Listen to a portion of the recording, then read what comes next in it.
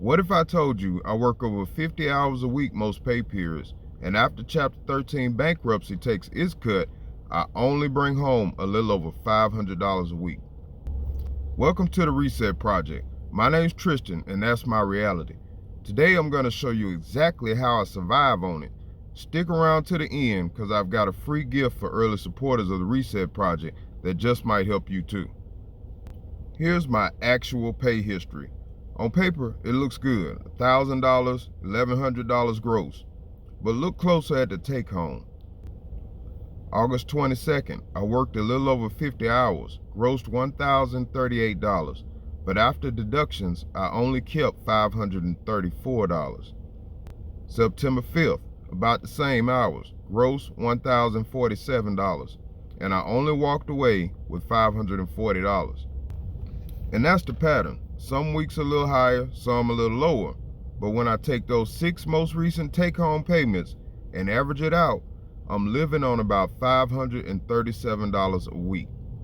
That's what I actually see hit my account, and that's what I gotta stretch to cover life. Could you survive on this? Let me know in the comments. So how do I stretch a little over $500 across my whole life with prices so high? Let's pull up my budget tracker and I'll walk you through it. So here we are inside the Reset Project budget tracker. First thing I want to do is put in my income. I'm tracking monthly, so $537.72 a week times 4 weeks, $2,150.88. That's my bare bones average monthly income from work.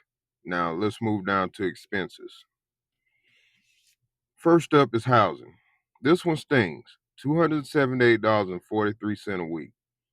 That's $1,113.72 a month. You see how quick that money disappears. I can't get approved for a long-term rental, so I'm stuck in an extended stay hotel right now. Now, I know this number sounds crazy high, but here's the thing. It includes water, power, renter's insurance, cable, Wi-Fi, all that stuff I normally have to pay on top of rent. So when you add it all up, it kind of evens out. Depending on the rent payment you have, it may even be cheaper. I've got a storage unit running me about $177 a month. That one is right there is killing me. I'm already working on a solution that'll wipe this bill out completely, and I'll keep y'all updated on that project. Then we have auto insurance. This one right here runs me about $164.15 a month. And I absolutely need my car. Without it, I can't get to work, can't do any side hustles, so this is non-negotiable. While we're here on transportation, I usually spend about $80 a month on gas. That's $20 a week, and that's just to work and back. That's it, no extras. My cell phone bill is rough. 4 lines plus a device payment, $197 a month. This is the first thing I'm cutting. Soon as I pay that device off, I'm switching to a cheaper carrier, which actually has better service. And I'm also asking everybody on the plan to chip in at least $20 while times are tight. Next is food and groceries. I try to keep this one around $50 a week, so that's $200 a month. I stretch every dollar I can with budget meals and grocery hacks, but groceries still adds up quick. So I lean on food pantries when I can to knock this down. And then there's the little things folks forget about. Hygiene, coin laundry, random stuff like oil changes, key fob batteries, something I recently encountered. I budget around $100 a month for this one. But even the small stuff hits hard when you're only working with $537 a week. So here's where I land $2,150.88 in, and it's gone in a blink. $2,031.87 out. That gives me a margin of error of around $119 a month. And this is my bare bones budget. It doesn't even include emergency savings of about $200 a month. If I add that in, as you can see, I'm in the red. It's survival mode every single week, but I do see a light at the end of the tunnel. I'm chipping away, finding ways to cut costs even more.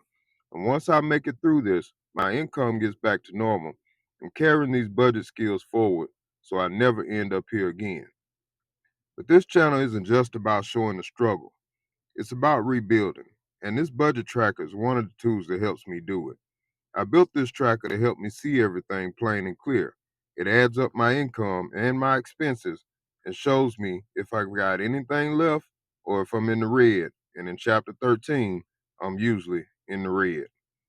If you're going through your own rebuilding process and you could use a tool like this, I'm giving it away free to early supporters of this channel for a limited time. The link's down in the description. If you find value in it and want to tip the project, that's appreciated, but it's not required.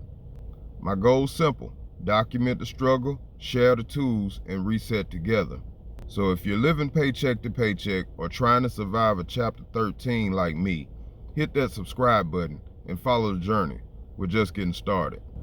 In the next video, I'll be showing you exactly how chapter 13 bankruptcy affected my credit score and why extended stay living is just about my only option right now. And if you want to see exactly where the rest of that $1,000 plus gross I don't get to keep goes, check out this video right here where I break down my deductions. Thanks for watching, and I'll see y'all in the next one.